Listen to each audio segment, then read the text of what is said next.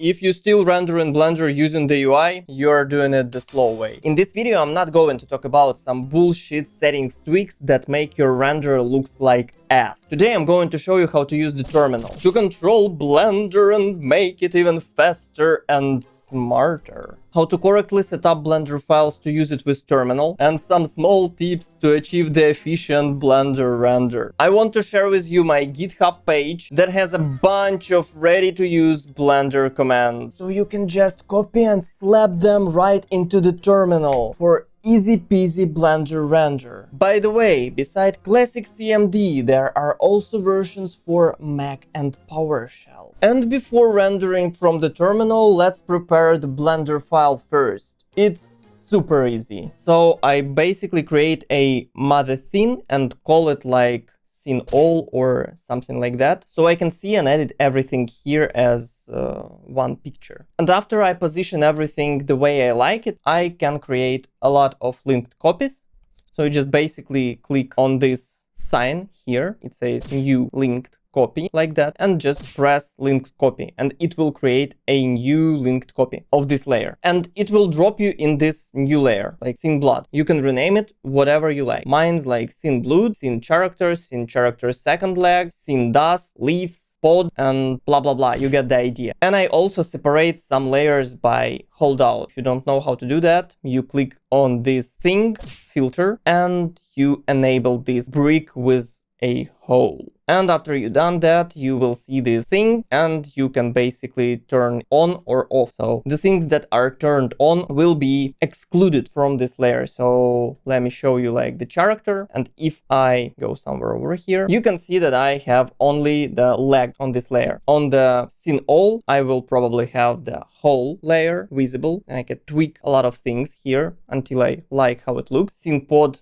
contains only the background. I don't know why I call it pod for some reason. Yeah, so you get the idea. Although when you create all these layers, you also want to specify where to render each layer. And you basically need to set up this thing. So just go to the output over here in this thing and click on this folder, and here it is. So the test layer. I'm just going to call it test, so won't mess up my video here that I'm gonna upload to the YouTube, and you can see the full, like the video that I made. Pretty cool, like a little cinematic thing. I spent some time with this. And here you can just set up everything you like you can use any file type. I use the OpenEXR, JPEGs or PNGs, whatever you like, doesn't even matter. If you want to use my setup, OpenEXR, full float, DWA, lossy, 100 quality.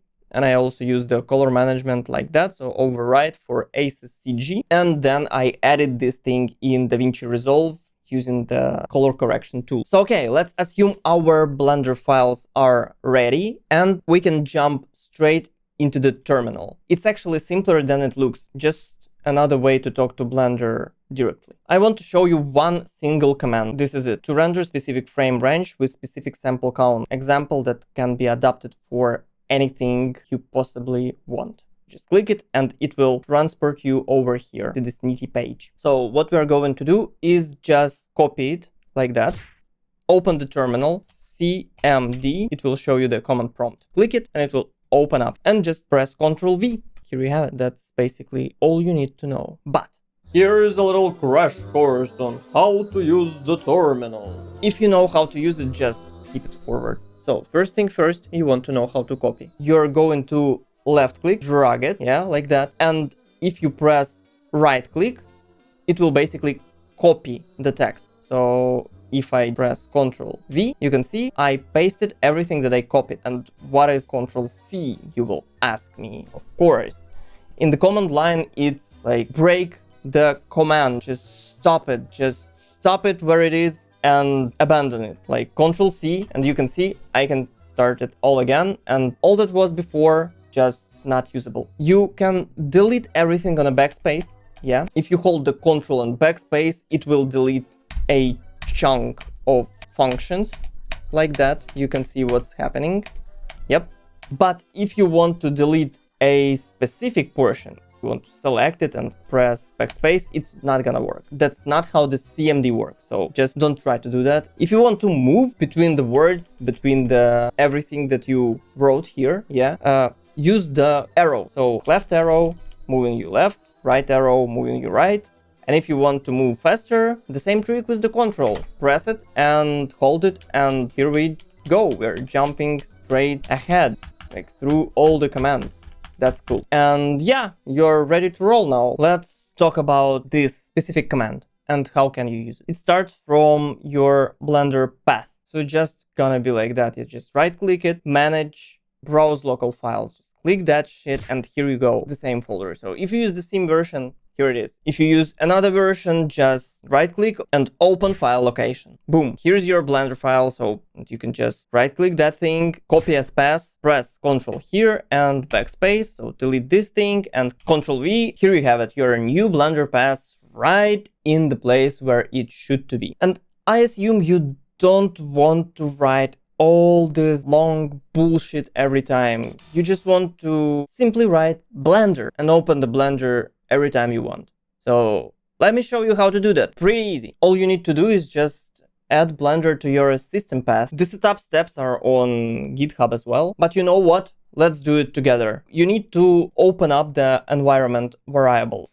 Copy it from here, like that. Ctrl C, Ctrl V. And here we have it. Open it up and you will see this beauty. And you need this top one, like the user variable. Select the path over here and press edit. And in the next window, just press new, like that. And over here, you just need to paste the path to your Blender. So here's mine, like that. Just a path without exe, like just a full path. That thing, if that's your Blender, just press new and Ctrl V. Here we go. No exe file, just the path. And you will have something like that. Then you just need to press OK, OK, and you're done. After these tweaks and tricks, you need to restart your terminal, open it up again. And when you will write Blender, for example, let me just write Blender. And if I press enter, the Blender will open. That means that you set it up everything correctly. Cool. And if it's all work, you can just go back here on the GitHub page and use this command instead. Just copy it and paste it to the terminal again. And you can see it just looks cleaner. And let me hit the Ctrl+, so it will be much easier to read. Let's dive into this command a little bit deeper. What's -B? It's basically telling the Blender to open without the UI. So it's going to use less resources while rendering. Next one is the path to your Blender file. -S, it's the scene. So if you have some specific scene in your Blender file, you can specify it over here. Then if you want to specify which render engine you want to use, like Cycles or Eevee, and how many samples you want that engine to rock, you can change it over here. So here's the one for Cycles, and here's one for Eevee. That's easy, like that. The next one is -S-E. It's basically start and end. So if you have specific frame range that you want to specify, you can do it over here. And in the end, you probably want to use -A, and it means start render the animation. And if you want to render the specific frame, here's a little comment for you as well. Render one frame. And here it is. This is the super simple one. You just trigger the same thing, but in the end, you put -F, which goes for a single frame, and specify which exact frame you want to render. This little thing here, end, means that when this specific command is gonna end successfully, then CMD can process another command if you have it. For example, here is going to be the next Blender file. So I will trigger the Blender again, I will open it up in the background, and I will specify the files, the scene, the sample count. So let's talk about this one. So it's actually do a timeout of 60 seconds. You can specify any number here. For now, it's just 60 seconds, can be 360 seconds, and so on. I just do it because when Blender finished everything, it just needs a little bit of time, and I found that 1 minute is the perfect timing for that. So everything is closed and stop working, and then my PC can get a rest. So yeah, and let's adapt it for our purpose. So I have all my 3 scenes opened, and I will walk you through the process. What I need to do here. First thing first, I will go in the beginning of all this thing and delete this Control backspace, like that. And now I will go to the folder which contains my Blender file. and drop it in the terminal. Boom, here it is. And don't afraid of this quotes here. It's because my file contains spaces. If I just use the file without any space, it will be perfect like that. Nothing changed mostly. So what's next? Next, I want to specify the scene.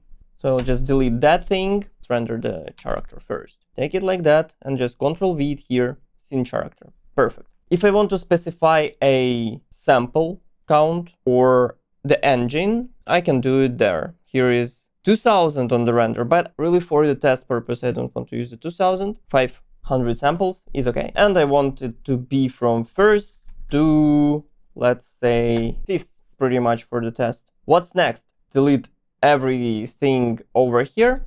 If I don't need that, yeah, like that, delete it, this. And now I can just copy all of this thing, because I know I'm going to use the same file. Ctrl-V, and just change the scene name from scene chart to whatever you like. In my case, I'm gonna use scene blood, and just Ctrl-V it here. Perfect. Okay, the next, I'm going to copy all of this thing, spacebar, Ctrl-V. Over here, I want to change the file. Just delete it and replace on the new ones. Just drop it. Boom. Hand-to-hand copy. Done. Just delete that. In my case, it's going to be scene main. Let's use it like that. Ctrl-V. Good. And let's do another one. Copy, paste it, and change the file again. Okay, like that. Atrium copy. Scene fog. And let's change scene name. That's perfect. And after I finish, after all is done, I need to close all these things, save them. You can open them while the render is going, but try not to save them while the terminal render is active, because it will drop the render. And just hit enter over here and it will just start. So you will see a lot of text here, and you can basically scroll here and it will actually tell you how much time it spent, blah, blah, blah, blah, blah. And even if it's crashed, you will be able to see why. And while it renders, you can see how your files slowly appear in the folder. And if you want to stop the process and break it, you just press Ctrl-C. It will ask you kindly, do you want to kill the Blender again? And of course you won't. And you will basically see something like that. Here's one more nitty thing that you need to know. If you have this command written and you don't want to rewrite it again, you can just press up arrow and you will have it back over here. That's simple. But what I really recommend you to do is just copy your command, create a new file, text file, and just copy and paste it there. If in some case you close the terminal, you won't be able to have all of these commands here, and you can just reuse it multiple times until you will be satisfied with your actual render. So yeah, basically the cool thing is that you can chain multiple commands and launch it overnight and let it cook. And I also done the same renders, but with higher samples and stuff like that. And now we can compare them. The regular method with UI and the terminal method. As you can see, the terminal version runs about 20-30% faster in heavy scenes and 1-2 seconds faster in regular ones. But truly speaking, it's not about speed, it's about efficiency and batch render. It uses way less RAM and keeps your system free to multitask. Moreover, you can play games while it renders, but be careful with graphic settings. And even if you want more specific numbers, go check Spencer Magnusson YouTube channel. It's amazing. I was inspired by his video about the terminal, and I created much more complicated version for different pipelines. Moreover, I packed it all on the GitHub page, so it is easier to use for everyone. And quick bonus before we wrap up. If you need even faster workflow for test renders and render previews, drop your resolution like on the 50%, and your sample count can be also dropped in the half. Then you can try to drop the light paths to something like, I don't know. Just experiment with these numbers. And these guys also can be dropped like 6 and 3. Be aware that your quality will take a hit, like a major. But for quick tests, it's perfect. Just crank everything back up for the final render. And listen, render quality matters. Don't use low settings for portfolio work. That's what clients and studios see first. Bad render kills your chances. even if your modeling is great. So test fast, deliver quality. That's the golden rule. And in the end of the day, it just looks cool. Like, come on, that's cool. Trust me, after this, you won't touch F12 again. I hope it helped you. So go create something cool. Bye.